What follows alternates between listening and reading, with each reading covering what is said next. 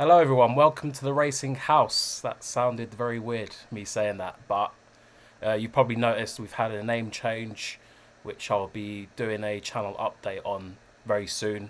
But if you go to the community section of the YouTube channel, you'll be able to see a post that I've done recently just explaining it in a lot of detail. Today, we're going to be talking about George Russell, Sergio Perez, and the driver market, but we'll also be talking about the position that Red Bull are currently in. They currently don't have an engine for 2022 going forward, as Honda have announced that they're putting out. We're joined by Adam. Nice to have you on again. How are you? Yeah, good, thank you. It's Yep. I'm getting used to these little sessions. I like it. It's very nice. Yep. It's getting very nice. Heading into winter. Need to get cozy. Do some more live Yeah. streams. Get the chats going. Guys, if you are watching, please hit the like button. Give us a few questions if you're interested in the topics we're talking about. Let us know what you think about what we're discussing. It really helps the channel out, your engagement. So, without further ado, I think we'll get started by talking about the current driver situation. And like for me, 2020 just doesn't disappoint in terms of the silly season and the activities that are going on. It's just like I think I've said it on a few live streams. As soon as you think there's a bit of quiet and there's calm, some sort of news will pop up and kind of just make you shake your head like that. Make you shake your head. So obviously George Russell has been. It's been rumored that George Russell's seat is at risk, with Sergio Perez obviously being ousted at Racing Point with Vettel moving. So obviously it's a domino effect that's happening.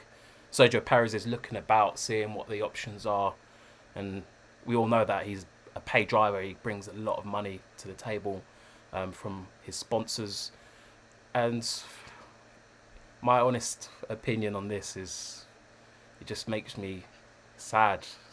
This like paid drivers are a part of the sport. Don't get me wrong, but George Russell, I rate him so highly. He's probably one of my favourite drivers, if not the favourite driver on the grid, because of just his general approach, um, and his natural talent and his winning record. So it's just like, yeah, Williams could be going down this road. I hope that they're not, but financially it would make sense for them to do it. At the same time, he's had his time in the sport, Perez, and George Russell, what is 2 years into his career, Yeah, 2 years. very promising. Hasn't really had the car behind him to show what he's really about. And yeah, I'm interested to hear what you think. Well, yeah. First of all, do you are you taking this seriously? Do you know what? If it was any other season, I wouldn't. However, I keep on Yeah, saying it, good point.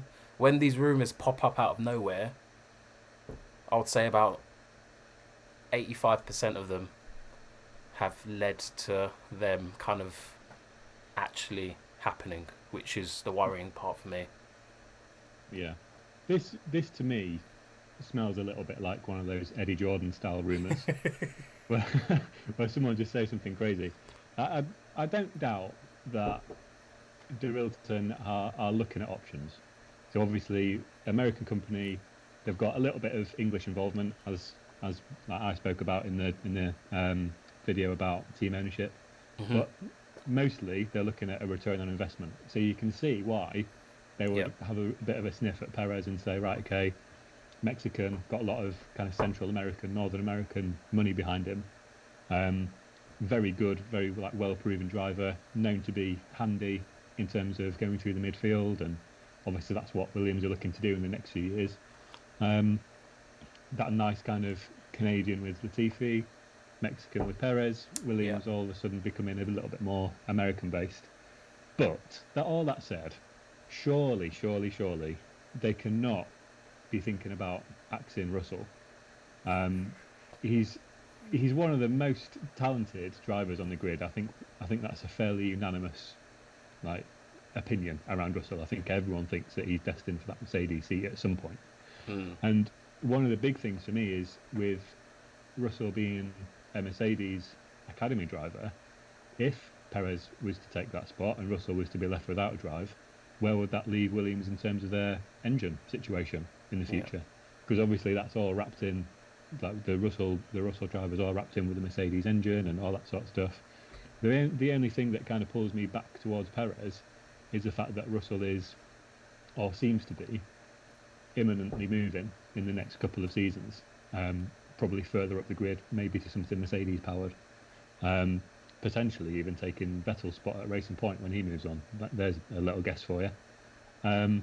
So yeah, I would be surprised, and it would be really cutthroat, considering these kind of driver spots are starting to shake out now, and we're starting to get a good kind of a rough idea on most of the drives. Yeah, I can't see them moving on from Russell personally. Yeah, do you know what? Like I said, it's the year that has just thrown up so many surprises. Has made me double take, because normally I wouldn't think anything of it, because if you look at their driver lineup, they've already got one paid driver in there. It feels like a more of a balanced kind of mix. George Russell's proved himself time and time again in qualifying, getting that car into Q2. I don't know how, and just performing. Obviously, the races haven't panned out the way he would have liked them to, but it's clear to see that he's having a decent season. They've already got Nicholas Latifi, who's a paid driver, so for them to have two paid drivers in there, yeah, they'll be getting the experience of Perez. But I don't. Do they need the money that badly? That's the question. I suppose if you think ahead to rule changes and budget caps, obviously the budget caps only cover certain things. Something that I was reading about in terms of the engine budget cap that Toto Wolff's calling for. So even though we've got this kind of much talked about budget cap, it's a bit of a budget cap. It's not a proper hard cap. So maybe they're thinking Perez is, in his early 30s. He's got an excellent reputation for developing cars. He's got an excellent reputation for battling the midfield, and he brings tens of millions of dollars.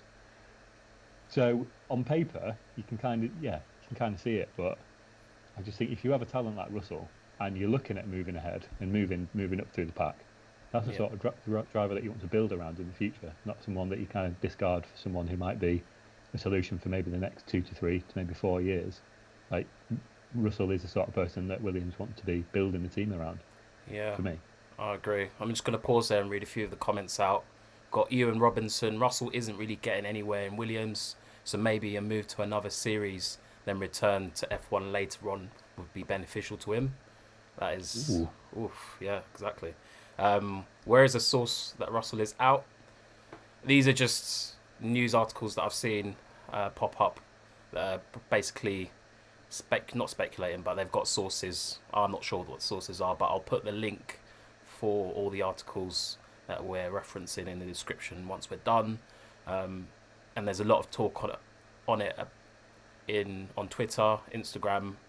People are really talking about it, and yeah, there's a bit of shock. Got Sam Al True, no smoke without fire. 90% of the time in Formula One. Will Ocon end up without a seat in 2021 if Gasly moves to Renault? That's another one that we'll be talking about very shortly. Got Mark Patterson here. Russell, the best out of the young bunch. Now put him in a fast car and let him have a go. I agree with that one. Guys, keep the comments coming in. Hit the like button. It really helps us get this live stream out to more people. Try and ask us any questions if you've got any. Just moving back onto the George Russell point, just Williams in general, I was kind of hoping that they would move away from the reliance on paid drivers and having strong relationships with other teams, but cutting ties with Mercedes is not going to really happen, because it makes sense for them to have a good relationship with the current dominant team, because they're supplying the engine. They will have access to their driver pool. Whereas if you look at Latifi, he's just a paid driver. Could they have given that spot to another person who maybe wasn't a paid driver? But realistically, they're a business as well. They're very shrewd business people. They're going to be looking at the bottom line and how to maximise revenue in the team. And if there's a driver that could do an equally as good job as Russell, whilst bringing tens of millions in sponsorship, is that a bad business decision? No, If you're looking at I it, see your point. I think as well something you mentioned with Latifi. I don't think they would have. Well, we say this. I think they would have struggled to keep going as they were without that Latifi money. So they mm, were kind of hemmed in with that, yeah, which I think a lot. That's why a lot of people are saying that like it's Russell that's on the block instead of Latifi, because obviously Latifi brings in that investment. I suppose one thing though, just while you were talking, I kind of was thinking, um, if let's say Russell does go, and then there's kind of this uproar with Mercedes, is it possible that Williams maybe go to Renault? So Renault. So this is something that's been talked about recently. I think we've talked about this. I can't remember if it was on one of these or individually, mm, but Cyril Abiteboul was talking about Renault wanting another team to have their engine for development. So this is okay, something that was mentioned a little while ago. Maybe Williams Renault comes back, a little 90s throwback, um, yeah, and maybe that's maybe it starts to shake out that way, because I assume they'd be cheaper than Mercedes, and also Renault have kind of really, they've kind of entered the front end of that midfield, particularly these past half a dozen races or so. yeah, So maybe there's I like coming up with these crazy ideas, but I think there's a you can join the dots and you can kind of see how it could happen. yeah, Um, yeah, we'll see. yeah. I think it's going to be a bit of a wild time the next few months. I think there's going to be a lot of movement and changes. Mm. Like I'm hoping to do a few more videos, kind of investigative style or documentary style, just talking about recent news events, um, business finance related. So hopefully we'll get those out soon for you guys. What do you think about the kind of, I don't know if you've heard them, but the kind of hints that Gasly could be moving to Renault at some point, potentially replacing Ocon.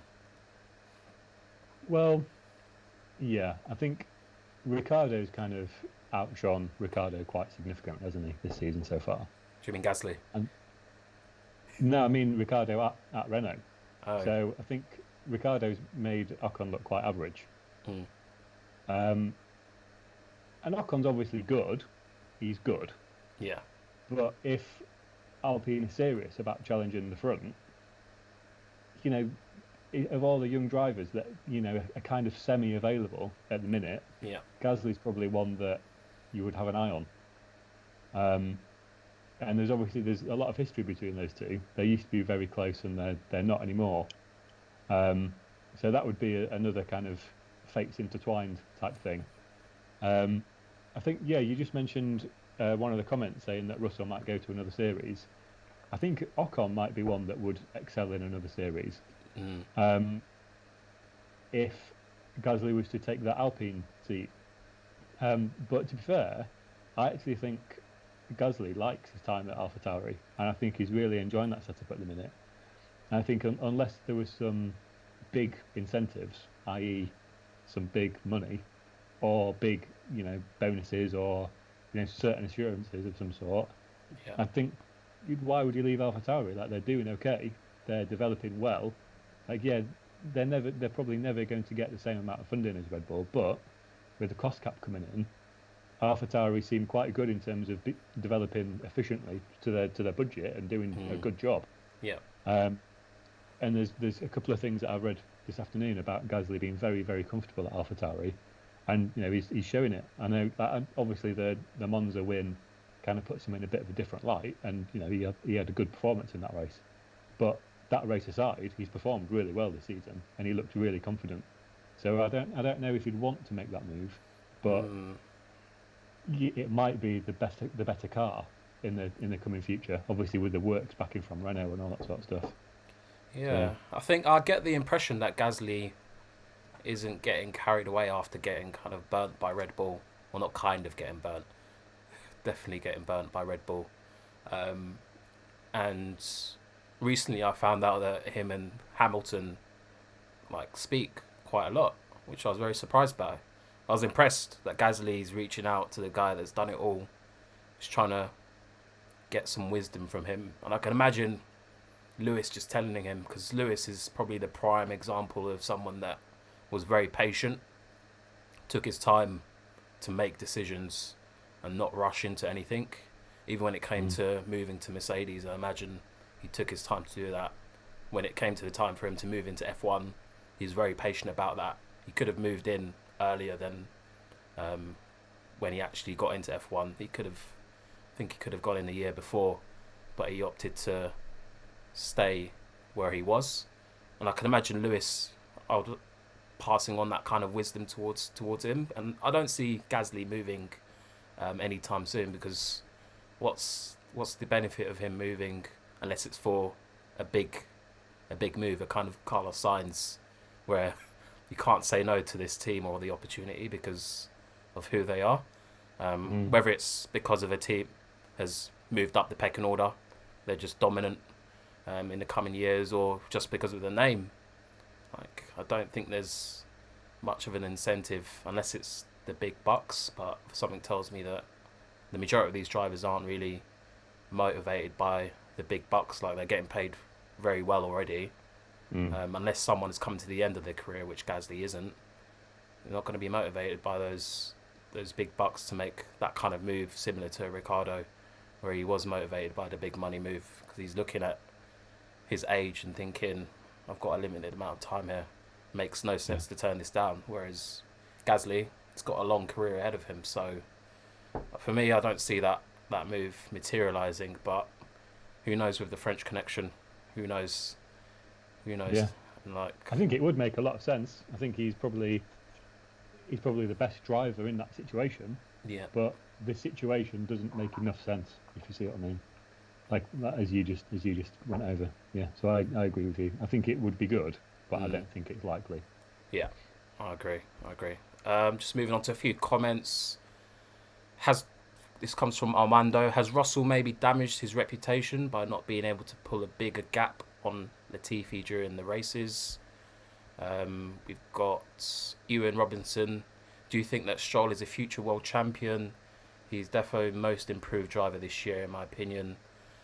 We've got one from Rajaf KS. Haas, with the Renault engines. So he's potentially saying Haas could go for the Renault engine. I'm not quite sure about that one. They like to talk about loyalty. I can't imagine them cutting ties with Ferrari, given their power and their influence and the large resources that they have. I imagine they're making a huge saving somewhere along the line by using Ferrari facilities. Got Wade Pilkington, not good. Where will he go? And then I think that's. I'll read some more out later on. Have you seen the news about Nikita Mazepin going to Haas? Apparently. Yeah, I've heard those rumours. It kind of fits into what Gunther Steiner was saying about considering, 10 drivers, 12 drivers? Yeah, 10, like I think when he said that, I was so surprised, because it's a very bold thing to say, to come out and say, knowing that you've got 2 drivers that you've said, it's all about being loyalty, and then to say that you've got 10 drivers, that makes it clear that you're considering the options, which I think is a bit of a bleak sign for at least one of them, potentially 2, because if you're looking at it, you've got nothing to lose. Ferrari aren't providing you with an engine. You basically become a team that's battling with Williams and AlphaTauri occasionally during races. What have you got to lose? Like, really, you don't have anything to lose. You might as well take a gamble on either an up-and-coming talent or accept a bit of money, which it sounds like they might be considering, or maybe even 2, similar to Williams. Get another young talented driver in there, and then accept a bit of money, because what have you got to lose if you're further back in the... Go on. Yeah, Mazepin's like, he's improved. He has improved. Yeah. And I think he got an F2 win at Mugello, I think it was. And I think he's currently 6th in that title race. So he needs his super license, but I think he's doing okay. And that extra money obviously does make a huge difference. I think his dad's some sort of crazy billionaire. And there's even talk of him buying the team out. So, we might have another racing point. Um, but that said, I think more investment for Haas is a good thing. I think they've been a little bit they've maybe underspent Yeah. recently because they've been trying to compete on a budget, which is admirable, but they're not going to get the results that they want spending significantly less money than what they maybe should to get those results. So yeah, like you say, I think Mazepin would be a good option there on balance. And then there's people saying that they want Hulkenberg in a drive or something like that. Again, because of what you said about Gunther's comments about wanting longevity now and wanting to set, I know this is kind of a bit of a period of flux, but I think they do value loyalty. I think this is a time of change, and then I think they'll go with their group again. So maybe Mazepin and then another young, maybe Ilott or someone like that, Yeah. or maybe maybe even someone like Ocon might end up there if he gets displaced somewhere else, or a Kvyat or someone like that. You never know. Yeah. So yeah, I think we're a long way from this kind of becoming Done. so we know all 20 drivers. I think we're a very long way because as the dominoes continue to fall, there'll be continued moves and drivers will be made available, and what you think is a done deal might be gone back on and all that. Yeah, I think there's a lot more to come in this. Yeah, I would agree with that. Guys, smash the like button if you are watching and enjoying. It will really help get this live stream out to more people. We've got a few comments saying Hulkenberg in the chat. I think people are dying to get Hulkenberg back into F1 after his Superman performances in a few races this season. Do you think that's a possibility? For me, seeing Hulkenberg and Mazepan stood next to each other, I get the feeling that Mazepan's quite short. I don't know what it is from the photos that I've seen. Like a Yeah, very he's quite short, slight, isn't he? yeah, very slight driver next to Hulkenberg, who's Yeah, an absolute unit. yeah. I'm not I think sure. I think Hulkenberg is. I think he might be one of the better drivers in the sport. And obviously, the situation that's left him without a permanent drive is, it's a real shame. Yeah, But I think he's at that age now where unless someone's desperate for a driver who can come in and really perform, like potentially Red Bull, yeah, maybe, but then they've got options as well because there's a lot of people that would want that drive as much as it's high pressure. A lot of people would want that drive. mm, I don't really see what team would put Hulkenberg in a role for maybe 1-2 years, knowing that he's on limited time now. mm, Um, yeah, and when the driver market it's such a buyer's game at the minute, there's so many quality drivers available. It's not popular, but I can't see him getting a permanent drive. As much as I'd love him to, as much as I'd really like him to, is it realistic? yeah. I don't. Yeah, I would agree with that. Like, it's a dream situation. At the same time, he's not bringing any money to the table. Mm, He's got the height thing going against him. I know it's trivial for some, but it's why a lot of the top teams didn't go for him in the first place because he is super talented. He's got the talent, mm, he's got the ability, um, and like you said, he is getting older. Like, I would love so much for him to come back. We're just gonna have to wait and see how that pans out for him because there's a lot of change that's bound to happen. He's done all that he has um, this year. He's done what he can, and he's impressed. So people know that he's still capable of putting in the mm. performances. He's literally shown up cold, no practice, nothing, very little prep, just standard Superman performances from him. Guys, we're up to 75 people watching the live stream. 76, that's amazing. This is all very new for the Racing House. So if you are watching, if you haven't hit the like button, please do that because it is really helping us out. And I can see, keep the comments coming in. I'm loving the chat that's going on. We're just going to move on, unless you've got something else that you want to say about the drivers. No, I Any? think that more or less covers it. I think it's looking more and more inevitable that it's going to be Kimi and Mick Schumacher at Alfa Romeo, isn't it? So It's Giovinazzi just it's would just make the way. destined. It's like marketing gold. You can't Yeah, let that kind of slip. I think everybody will actually want to see it. I don't necessarily yeah, think it's the best combination, but it is just like it's like a dream situation for the yeah. marketing team. Another Schumacher in the sport. Does Mick Schumacher's brother drive as well? Ooh, good question. I don't know. Does he even have a brother? I'm pretty sure he does, and I'm pretty sure his brother drives as well. 'Cause I remember reading it When somewhere. when you asked if Schumacher had a brother, I immediately thought of Ralph. Good one, No, good that's one. not right. Guys, if you know, let us know in the Yeah. comments. Does Mick Schumacher have a younger brother? Got a funny feeling it's yes, but let me know. Every day is a learning day. Moving on, we're going to be talking about Honda and Red Bull.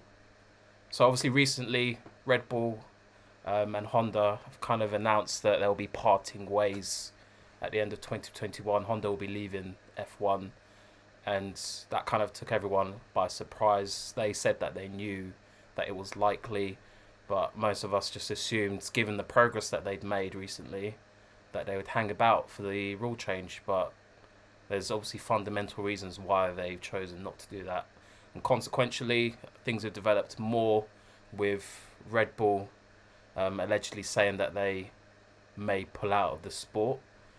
Some news uh, papers and articles are saying that they're threatening to pull out if the engine rules aren't frozen in 2022.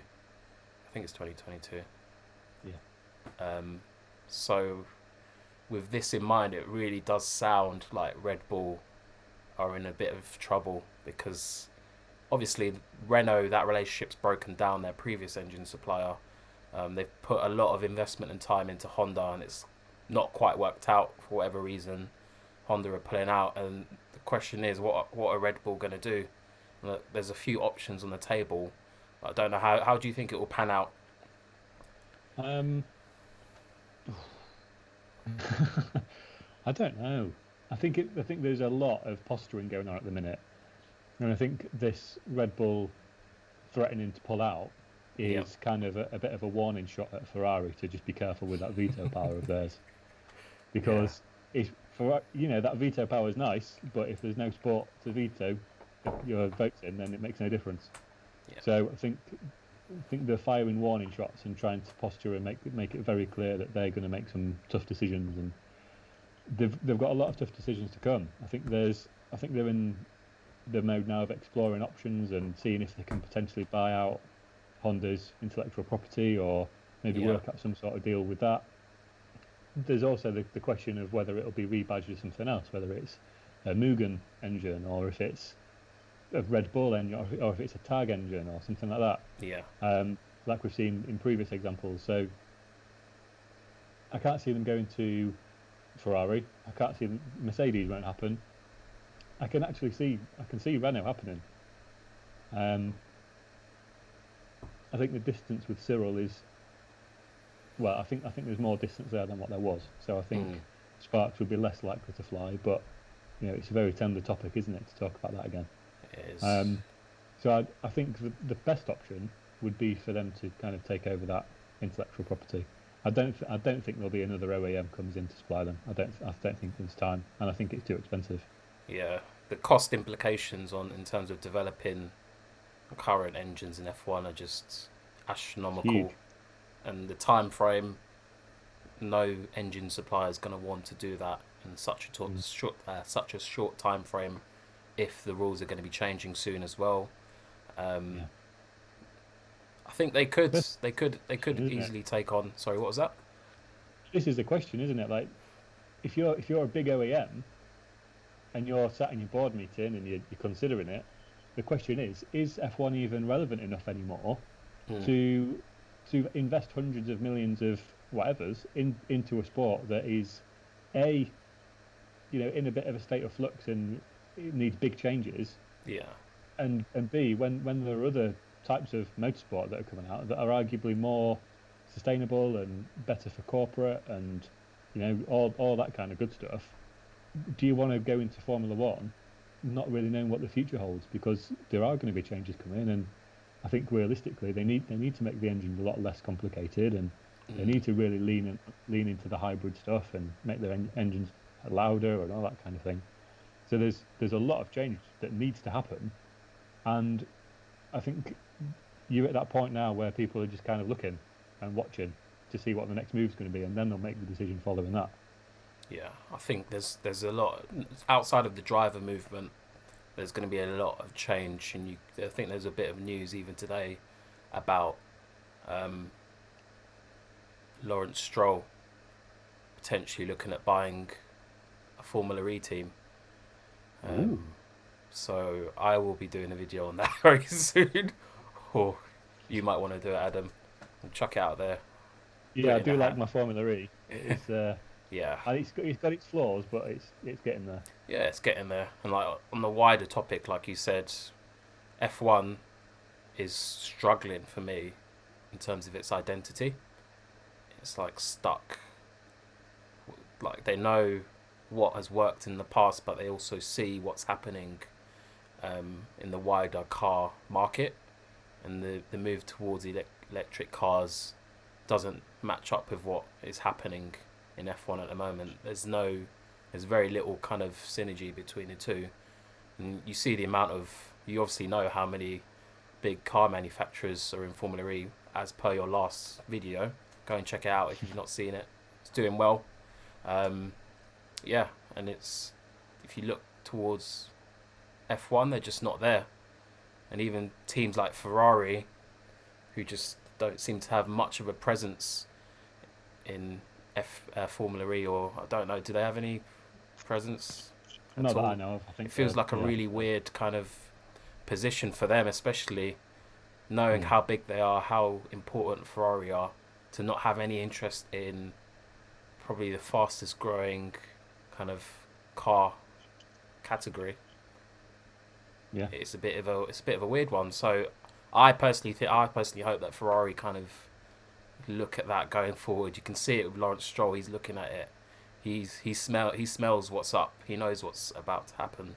And like I said, you'll have to wait and see kind of what happens with the teams in terms of a wider sense. Yeah. In terms of Red Bull and using Honda's intellectual property and just taking that on and buying it, do you see them potentially using that kind of technology in a wider sense? So obviously maybe in their other sporting categories, maybe even developing their own hypercar, similar to the Valkyrie, Ooh. Ooh. because That's it interesting. is interesting because I think a lot of teams realize that they need to use, they can use F1 as a marketing vehicle for their Yeah. own brands and their own products.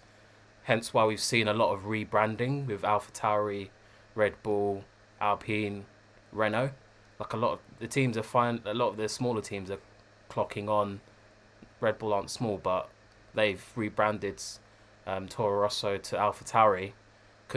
I can imagine them going one step further, because if they're making that amount of investment, they're going to want to recoup it in other ways. So if Yeah. that means supplying engines for their other teams in other categories, potentially using the engine in their own car, like they've invested a lot already with that Aston Martin partnership, why not Mm. go that further step? I don't know. What do you think? Yeah, it's interesting. It's similar to, so McLaren did this, didn't they? Many years ago when they built the F1, they realised that they had all this technology and all this stuff that they could use, Hmm. and thought we could generate some income here by selling cars. So it's an interesting proposition, definitely. I think they also Adrian Newey did that Red Bull concept, didn't he? That got the headlines for a little while and then kind of faded away. Hmm. So yeah, I think there's definitely a possibility. I suppose the question is, if they did buy the intellectual property, would they then develop the engine themselves, or would they do it kind of through some kind of arm's length contracty type thing, where they're not actually developing it themselves, but they have kind of a hand in decisions, and how far removed are they going to be from that, or are they going to bring it completely in house, and do that all themselves, which I think would be a big ask. Yeah. But yeah, definitely potentially, I think there's I see where you're going with it. I think there's a possibility there. But a Red Bull car would be very interesting, wouldn't it? It would be. I don't see them designing it as a can of Red Bull and sticking a Honda engine in. They might brand it something differently. Maybe not AlphaTauri because it's clothing, but who knows? They could do anything they wanted with it Mm. realistically. And for me, if you just you need to remember that Red Bull, they've got pots of money. Their owners are seriously rich. Yeah. You obviously did that video about the owners of each F1 team. If they're gonna look at having that intellectual property, they'll be thinking about how they can spread that sunk costs, and like they've got the money to kind of do that. They've got the people. They might not have the people in terms of the engine. That's one area that they might struggle, the engine team. But if they're gonna go all in on having their own engine, for me, why not look at it even further? Because they've got a little bit of experience in producing those high-end cars, and that would probably be the right kind of market for them because it's slightly you see in as well these these niche brands that start to go into electric hypercars and stuff, like the Pininfarina electric hypercar. They use Rimac drivetrain, electric drivetrains. So maybe there's some partnership opportunities there for the future. Because obviously Pininfarina, obviously this iconic designer working with a Croatian electric hypercar startup, I think that's quite significant. So maybe that's an interesting idea.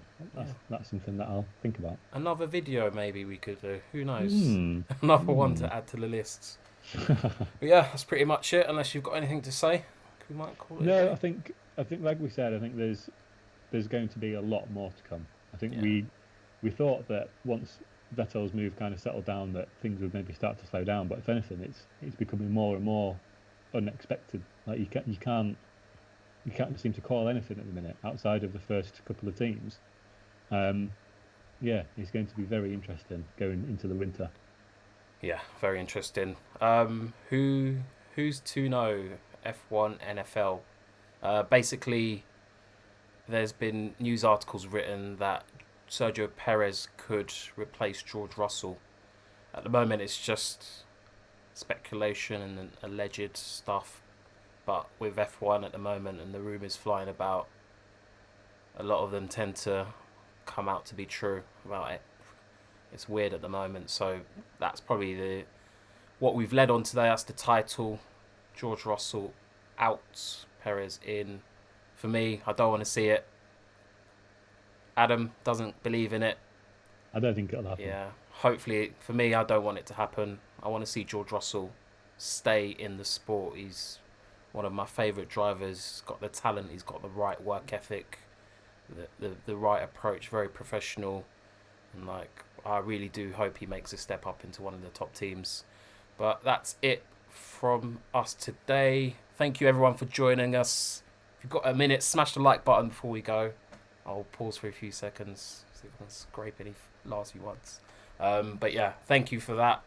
Until next time, catch you later.